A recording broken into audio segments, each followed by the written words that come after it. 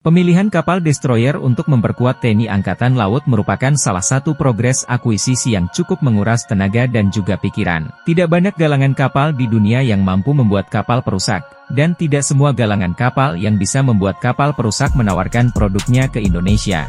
Hal ini membuat pilihan Indonesia untuk membeli kapal perusak tidak banyak, dan sejauh ini hanya ada dua kandidat kuat yang akan melengkapi Indonesia dengan kapal perusak. Pertama ada tipe 052D dari Cina, dan juga F-110 dari Navantia Spanyol.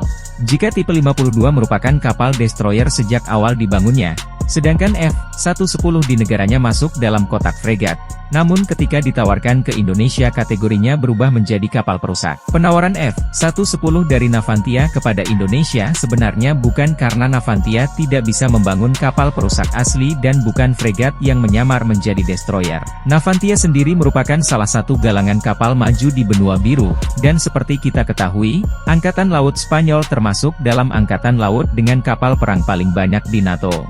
Dan kesemua kapal perang Spanyol mayoriti dibangun oleh Navantia.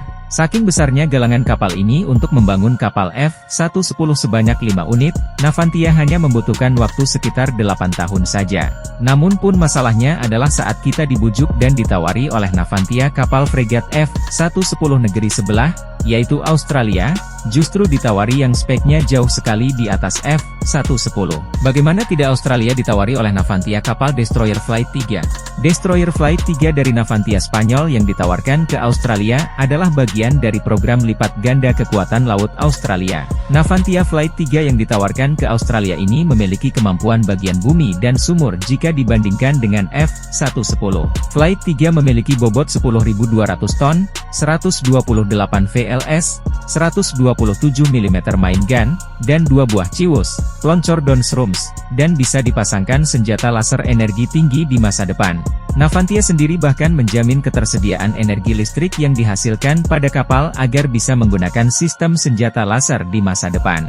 Lalu ada penggunaan radar ISACAVAR yang sudah terkenal dapat diandalkan. Coba saja kita bandingkan dengan F-110 yang labelnya di sini adalah destroyer, tapi hanya dilengkapi dengan naval gun 127 mm sebagai meriam utama. Kemudian ada 16 sel VLS untuk menunjukkan berbagai rudal, terutama RIM 162 dan SM-2, lalu ada pula rudal anti kapal permukaan dan jelajah serang darat. Bayangkan, 128 sel VLS berbanding dengan 16 sel VLS lalu bobot 10.000 ton lebih dihadapkan dengan 6.100 ton bobot penuh. Ini Navantia pilih kasihnya kelihatan sekali sih.